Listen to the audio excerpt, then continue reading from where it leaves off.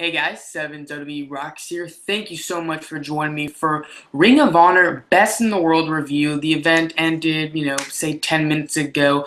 I actually caught the Kimbo Slice and Ken Shamrock fight because it was that quick. As soon as the Best in the World pay-per-view ended, I just hopped onto that fight and it ended soon, freaking so quick. But getting back to Best in the World, I mean, it's crazy. Ken Shamrock, Kimbo Slice. I'm wearing a Hogan Andre shirt, about to review a Ring of Honor pay-per-view. This is a sick world we live in. Crazy stuff. All right, so basically heading into this pay-per-view, I thought it started at like 7 my time, but it was an hour later than every other pay-per-view I've ever gotten in the world. So I jumped on. I was like ready to go, and then I had an hour to wait. So I was pumped for the show, and once the first few matches started getting in, I was a little disappointed. I thought, these matches, I wish they would add a better opener. I'll get to that later. But basically, if you want my quick review of it, the show was really good. The first hour, kind of slow, couldn't really get that much into it. But I think once the first hour literally ended, because the fourth match, there's 4 matches, I believe, in the first hour. As soon as the fourth one ended, that was it. It just picked up from then on, and it got better and better and better. So I really, really enjoyed the show. And, yeah, so let's get right into the review. So hopefully you guys enjoyed this, and thank you so much for watching again. I appreciate it. So first match was Mark Briscoe versus Donovan Dijak, who is representing the House of Truth, of course. Now, I thought they could have picked a better match to be the kickoff one. I thought this match was pretty good. It wasn't anything too insane, but I just feel like Ring of Honor, their openers are really good. Like the show I went to live, their opener was awesome. Then they had the 13th anniversary first match was awesome. And then it just seemed like this match wasn't the best choice to go first, but it just didn't seem the crowd was too hyped up at that point. So usually the first match, they're really hyped. Even if it's a crappy match, they're still pretty hyped. But it was an okay match. Donovan Dijak, really impressive. A big guy, like 6'7", I believe is what they said. He was able to, be on the ring apron, jump up, jump off the top rope, boom, get a cross body. He was awesome. So big guy. I see a good future with him. And during the match, Mark Briscoe and Truth Martini, of course, he had to get involved. ODB was the manager for Mark Briscoe, and she ended up ripping up the Book of Truth, just tearing it to shreds, throwing it in Truth Martini's face, and saying, that's it, man, bam, ODB. So Mark Briscoe was able to capitalize on that, and one point at the match, Donovan got him up for his finisher. I think it's called Feast Your Eyes or something like that. It's like a backwards or a reverse GTS. Threw him up, and when he came down, it's hits the knees, or like a reverse GTS, like I said. And it looked like he hit it, directly on. It didn't look like Mark evaded or missed it or dodged it or anything. It looked like he hit him dead on, and Mark just kind of fell on the ropes, and they kind of just sat there for a few seconds. So I don't know if that was a botch or something, but it just seemed kind of strange because Mark Briscoe went on the attack right after that. So I think he was supposed to dodge it, but my eyes, the camera angle, I say it looked like a botch, but I don't know. But Briscoe capitalized on it and got the frog splash elbow drop to get the 1-2-3. So Mark Briscoe got the win. Good for him, and exciting stuff. Okay opener. Once again, I would have gone a different match. Next, BJ Whitmer and Adam Page representing the Decade versus ACH and Matt Sydal. I'm not really big fans of the Decade. I don't really care for BJ Whitmer. I think Adam Page is pretty impressive. The guy that was the highlight of this match was Matt Sydal. He did freaking awesome. I thought he was really impressive during this match. Had a lot of high kicks, swinging kicks, hurricane ranas left and right. And, yeah, he was really impressive. Adam Page at one point did ACH, I believe, was on the outside. Page gets on the ring apron, does a shooting star press off the ring apron to the floor, hits him right in the head, and when ACH was still standing. So it was like a headbutt shooting star press. It was really cool. So that was a good part of the match. The crowd was just hating on BJ, which I see why. I mean, BJ sucks, but it had some exciting parts. At one point, Sydal did get the shooting star press. Looked like he was going to win and get the 1-2-3, but Colby Carino, who helps the Decade, he pulled whoever was getting pinned. I believe it was Page. He pulled him, got his foot on the rope. He actually pulled him out of the ring to save him. ACH jumped out of the ring, did a backflip, landed on Colby and Page, and then no, I'm sorry, and then he hit it on Colby, and then I think Page got away. Page ended up hitting his finisher. It's like puts him on his back and then like drops him just head first. So it's like kind of a back like tombstone pile driver type deal. Got the 1-2-3 on Seidel. So it was said that Seidel and ACH didn't get the win, but Decade capitalized on it. And I like Page. I don't really care for Whitmer, but an okay match. I thought it was all right. I thought how they hyped it up, it should have been Adam Page versus ACH. Like in the promos, that's what it seemed like. Like building up to the match, they showed promos and stuff from earlier in the weeks, earlier in the month, Ring of Honor tapings, and it seemed like it should have been Adam Page versus ACH. It seemed like Seidel and BJ Whitmer were just there to be on the card, so that was disappointing. But got one viewer. Thank you so much for watching the live version. I really appreciate it. But okay match, could have been better. Dalton Castle versus Silas Young. This match was really good. Like there's 8 matches total. The first 4 matches I didn't expect much of, and then the last 4 I expected like everything. I expected the last 4 matches to be amazing. So I didn't really care about the first 4, but Dalton Castle versus Silas Young was freaking awesome. Really good match. Just entertaining stuff. Dalton Castle's hilarious. He just is so funny. It was kind of like Silas Young's the last real man. That's his whole thing. He wanted to say, Dalton Castle, are you a man? You're trying to be a man, blah, blah, blah. So he's trying to slap him and stuff and say, if you want to be a man, freaking fight me. And there's some cool spots. There is one where they both were on different sides of the aprons with the turnbuckle, in the middle of them. And Silas Young dove through the turnbuckle while still in the apron and like speared Castle on the outside. That was a really cool spot. Another spot, Silas Young threw Castle back in the ring. Castle does this awesome like 619 type deal, Hurricane Rana to the outside. It was really cool. Freaking Castle. It's weird. Like he plays a really strange character. He's real flamboyant and feminine kind of, but he's a really good wrestler. Like he is really entertaining to watch. Like it's not just he plays a funny character. It's that he's dang good in the ring. So I'm expecting big things for this guy. Maybe even television title in this near future. But he did really good. Like I was really impressed by him. He hit a German suplex on Silas Young, like a delayed one, just holding him. And then Silas Young is a huge guy, and Dalton Castle isn't the biggest guy. He just a delayed German suplex on him. That looked so freaking impressive, and it was really cool. So basically, towards the end of the match, Dalton Castle's on the top rope about to jump. Silas Young pushes the ref into the ropes, so Castle falls down, and he pins him.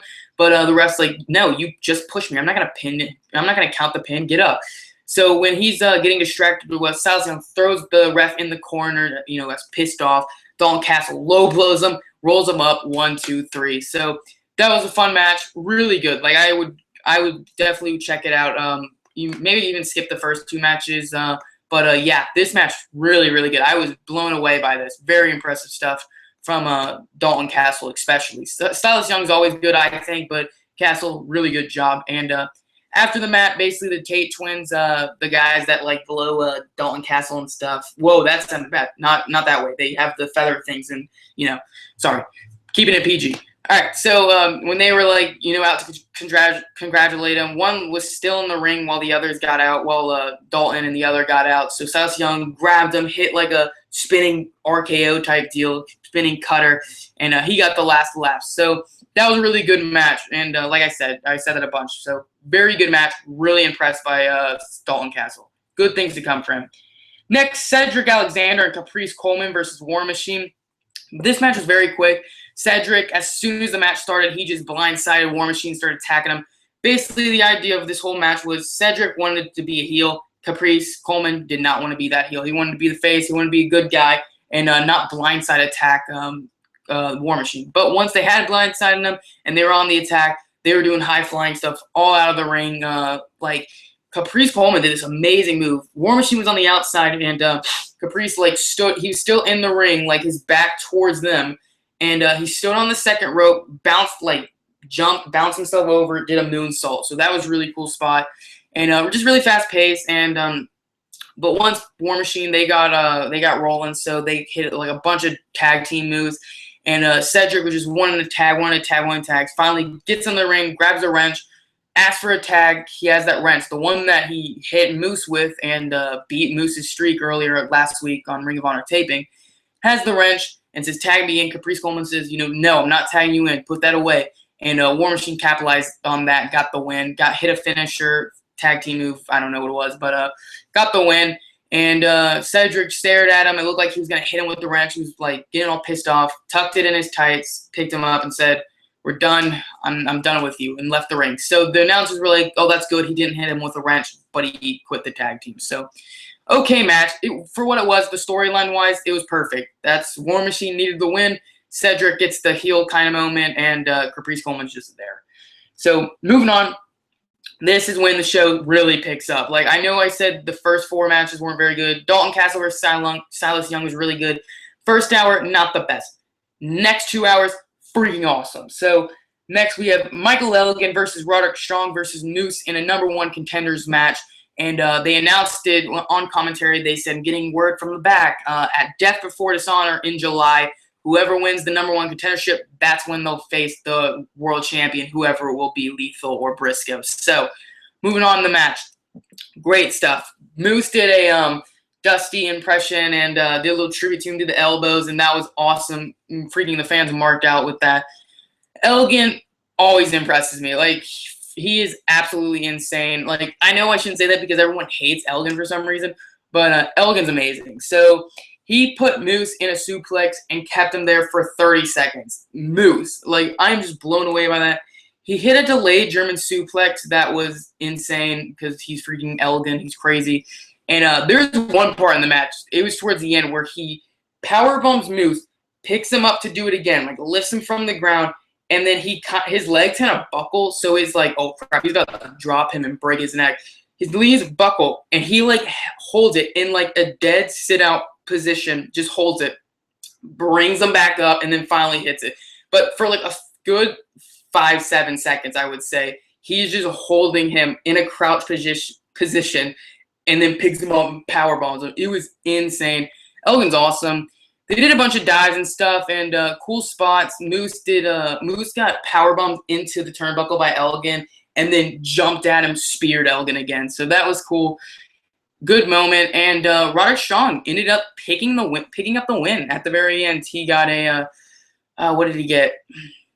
I'm trying to think. I don't know what he got to end it. It was so chaotic at the end. He pinned Moose. I know that because I was really surprised he pinned Moose. I don't think he did the suplex into the knees though.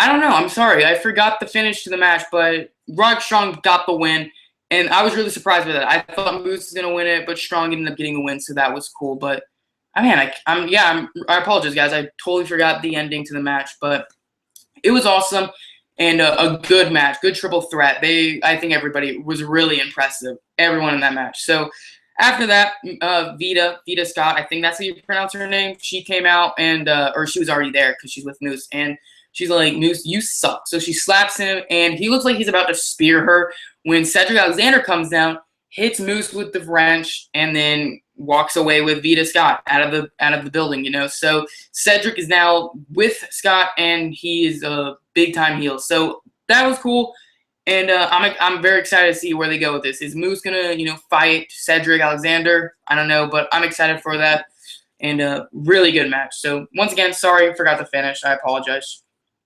Next match of the freaking night. Freaking awesome.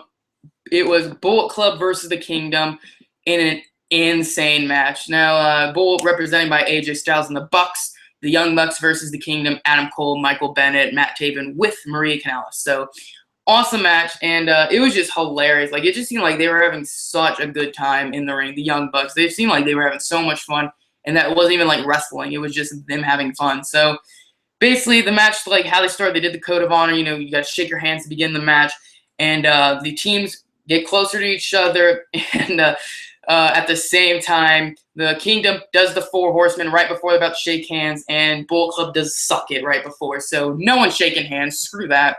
And the match starts with Nick and Taven, I believe. Nick Jackson, Matt Taven, and then it just picks up after that. Like, it is crazy.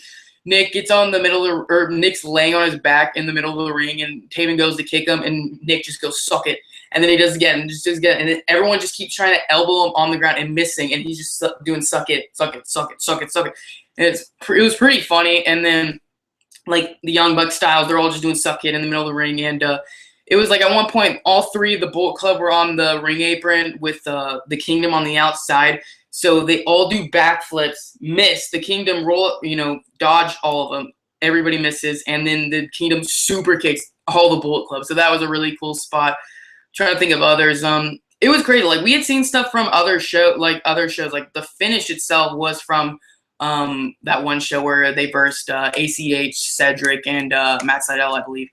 But it was crazy spots. Like, the only thing I would have to say about the only thing I didn't like was that it was like, I know this is crazy to say because they are just so freaking over and everyone loves them, but it seemed like it was a little too much Bullet Club. Like, I really wanted to see more of the Kingdom and Adam Cole. Adam Cole had some really cool spots in the match, and it felt like at one point it was just the three Bullet Club versus Adam Cole, because it seemed like Bennett and Taven just got taken out like way in the back. But there was one spot where they would I swear I heard Matt Jackson say this.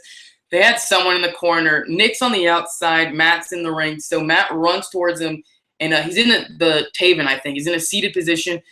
Nick kicks him from behind. Matt screams, "I love you, Kevin," hits the cannonball in the corner. So I thought that was hilarious. And they once they had just been beating the crap out of the Kingdom, they got him. AJ got one, and then Matt got the other, both in tombstone pile positions. So two guys in tombstone pile positions. Nick is on the apron, jumps up, Indy Taker, double Indy Taker, freaking awesome moment. I was hoping for a Meltzer driver, but double Indy Taker is pretty insane. So that was cool. Super kick galore. They had one part where Nick and Taven, I think, got caught in between when they both went for super kicks, got caught. So Cole and Matt, came in, super kicked both of them. Then they super kicked each other. Then everyone just super kicking each other. And there was one spot I remember from another show where it was, I think it was Bullet Club versus Kingdom. Yeah, it was the exact last one. Styles, I think, went for the Pele or something. Or no, he went for a super kick, I think. Matt, Here, I got this. Don't worry. AJ goes for like his combo where he just kick, spinning back fist, lariat, he goes for that. Dodges lariat. Cole goes for a bicycle kick, hits him with a bicycle kick. Then that AJ goes for a Pele after like kind of no-selling it, but not really. Goes for Pele, he misses, and then Cole hits a super kick. So that was a really cool spot, one we had seen before in their previous match. And super kicks galore, just honestly, just all super kicks.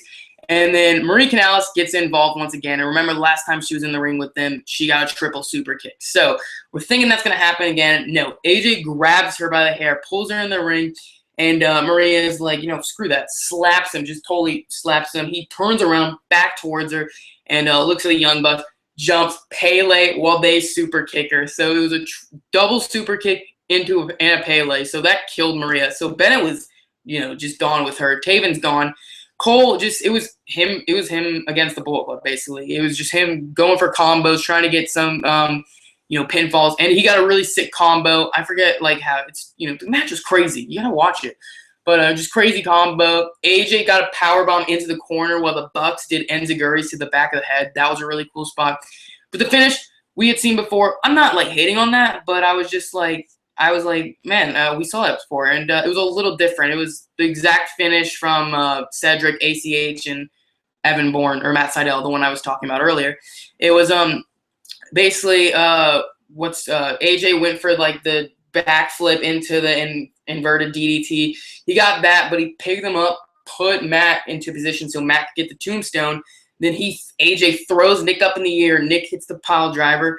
AJ picks him up and just instead of them super kicking him, which they did at the last time they did that, AJ just went for the Styles Clash 1, 2, 3. So freaking epic match. The combos, that was just going off my top of my head. So sorry if I messed up on some stuff, but freaking awesome match. Like, I really enjoyed it. It's the Bullet Club vs. Kingdom. It can't not be good. It was freaking epic. So definitely go check this match out. This, I think, was the best match of the night. Main event was really good, but this, I think, stole the show easily. So, yeah, really good. And then they teased a possible Kingdom breaking up because Michael Bennett grabbed Maria, to help her to the back. And he was kind of like looking at Cole like, you got pinned, you suck, leave. But Cole was just like kind of staring at him. He was pissed off. So the announcers were like, oh, we'll watch this story as it progresses later on. So I'm thinking they planted the seed to Kingdom breaking up. and that'd be really disappointing. But moving on to Kaz and Daniels versus Red Dragon, newest qualification match. This match was really good, but it had followed the Young Bucks and Kingdom match, so it was kind of hard, not really to get into, but it just seemed like we were so emotionally drained from the Bullet Club match. But this match was crazy. They brought in ladders, brought in chairs. Kazarian, I swear, I thought he killed O'Reilly at one point, but they did the whole tape Bobby Fish's hands to the ring so he couldn't get out. So for a while, it was literally just Kyle O'Reilly versus Bad Influence and or the Addiction. Sorry, gosh, I messed that up a lot.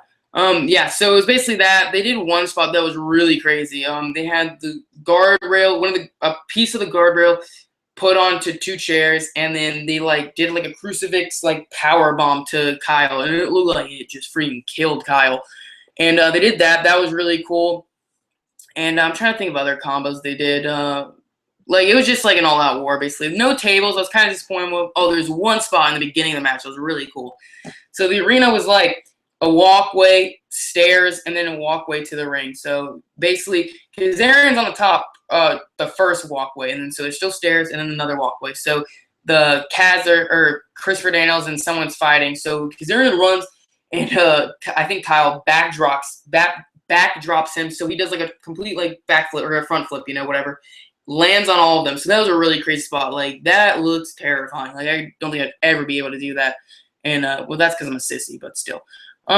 Really good, good match. It was all right. It was just after the Young Bucks match was kind of draining, but the finish was kind of obvious. Chris Sabin finally came out, and he pulled the ref when it looked like Red Dragon was going to win the match. So he pulled him out, and then that led to Addiction hitting the Celebrity Rehab, their finisher, getting the 1-2-3. So it was an obvious finish. But I'm excited to see where it goes. Maybe Red Dragon versus all three members of the Addiction and Chris Sabin. So I don't know where they're gonna go from that. I don't know if we're gonna go from Red Dragon. But yeah, it was a good match. Don't think I'm hating on it. It wasn't a bad match at all. It was a really good match. But it was just it was kind of hard to remember everything, and then it was an all-out war basically. So good match. And yeah, moving on, main event time. So Jay Briscoe versus Jay Lethal. They called it the Battle of the Belts. This had a pay-per-view main event feel to it. I legit felt this is a big main event. I'm watching history. So not only is both belts on the line, but both families were there. Jay Lethal's mom and dad, Jay Briscoe's mom and dad, they were there. They had an awesome promo package. Nigel McGuinness came out to do commentary. I know he does that for every main event, but it was still really cool. And started the match right before. They're not even getting in it yet. They both shook hands, so that was kind of a shock, but they were about to go in it, and Donovan Dijak and Jay Diesel, they're at ringside. So Donovan goes to sweep out Briscoe's legs, and the ref, Todd Sinclair, he said, no, not having any of that. Get out. You're both banned. Get out. So Donovan and Jay Diesel are out, and so that made it even more fight-filled. That made it for, the refs not taking any of this. This is a big match, so I'm not risking anybody from getting involved. Get out. So they get out, and it really, at first, I don't want to say it was kind of slow, but it was just, they need to, let it progress. Don't go into it too quick. Let the fans really, let it sink in that this is a big main event. So at first, I don't know. I don't want to say the word slow. I don't want to say it was a little slow, but it was just they're feeling out each other, going in arm bars, going in locks, all that stuff, chain combos and stuff. And at one point, Jay Lethal got 2 dives out, went for the third. Briscoe tackled him over the top rope or whatever. And so Briscoe did his own suicide dive. So that was a really cool spot. And they were just brawling on the outside. Both parents were in the other's faces. Briscoe hit Lethal right in front of Briscoe's parents. It would have been worse if he did it in front of Lethal's parents. But he's just teeing off on Lethal, and his dad's like, "Yes, son, you're amazing." And so that was cool. It was just a big brawl. And then they got back in the ring, and it just totally took off from there. When they get back in the ring, and it just all freaking chaos. And there's one part, I forget how it happened, but Truth Martini gets thrown out. So I'm sorry. So Truth Martino gets up on the ring apron, and Nigel McGuinness throws off his headset, and he's like, I'm done with this. Grabs Truth Martini and says, get out, you're done. So Truth Martini's out. So that even added more to it. Nigel McGuinness actually telling Truth Martini, his manager, get out. You're gone. So stop. No one's ruining this match. So Truth is sent to the back. So it is literally man versus man. No interference, nothing. And so it just went so chaotic there. Like, let's go Lethal chants, or Lethal let's go, Briscoe let's go. It really felt like it was 50-50. Like, I know the announcers say that, oh, it's 50-50 when it's like John Cena against Kevin Owens. It's not 50-50. But it was just amazing. Like, it seriously sounded like half the crowd wanted this guy, half the crowd wanted the other. So basically a big spot. They're really set up towards the end. Jay Briscoe, they're on the outside ring apron. They're fighting, table nearby. Briscoe grabs him, Jay Driller through the table. They did like a bird's eye view camera, and it looked freaking awesome. Just smashed him right through the table. And Jay Lethal looked dead. I think Briscoe threw him back in at like a 17 or 18, maybe even 19 count. And 1, 2, no. So they didn't get the final pinfall, and Lethal still had some life in him. So Lethal went for like Lethal. He had everything. He had suicide dives, lethal combination, elbow drop from the top, and he hit a lethal injection. 1, 2, no. Briscoe kicks out, so everyone's freaking out. Everyone's like, oh, man, he kicked out his finisher. This got real. Let's make this happen. So Briscoe, they're all fighting, still fighting. And basically how the whole like finish came about, I'm just going to skip to the finish because I'm not going to act like I remembered every single move. But awesome main event. Definitely go check it out. Check out the whole event, honestly. But basically, Lethal's like, how can I finish him? Let's do it, Jay Driller. Let's do a Jay Lethal Driller. So he hooks him up. Briscoe says, nah, I ain't about that life. Clotheslines the absolute just piss out of him. Like, it looked brutal. 1, 2, no. Doesn't get it. So once again, Lethal, he hit a bunch of combos. He's awesome, Lethal. And went for the Jay Driller, gets reversed, blah, blah, blah, I don't know. And then Jay ends up hitting the Jay Driller. And Briscoe's still not down, though. He gets up on one leg. He's still holding. He's still got some fight left in him. But Jay Lethal hits it. Lethal injection. 1, 2, 3. We have a new World Heavyweight Champion in Ring of Honor. So, awesome moment. Like, in all honesty, hats off to Briscoe. Hasn't been pinned in 2 years, and he kind of, like, knows, okay, the fans want Lethal. Let's make this happen. So, he got pinned by Lethal, and he did it in a way where no distraction. He beat him clean. He legit pinned him in the middle of the ring. So, that was awesome. Great moment. Just they gave him both belts, and he shook hands with Briscoe after the match. Truth Martini, the House of Truth, they all come out to celebrate. And Lethal is just like crying. He looks like he is just having the greatest time of his life. So he like holds up the belts, and the show ends with the fans chanting, "You deserve it." So I thought that was a perfect way to end it. And hats off to Lethal. That's awesome. I'm so happy he's new world champion. And I am really excited to see what this means, for the world title matches here and there. Fingers crossed for All-Star Extravaganza. I'll be there both nights. So hoping they stretch it out where Lethal holds the TV title for a little while, and then he's like, bro, I don't want this anymore. I'm world champ. Gives it up, and then they just have like every superstar that's ever wrestled in Ring of Honor have a tournament at All-Star Extravaganza. That's what I want. That's not too much to ask, I don't think.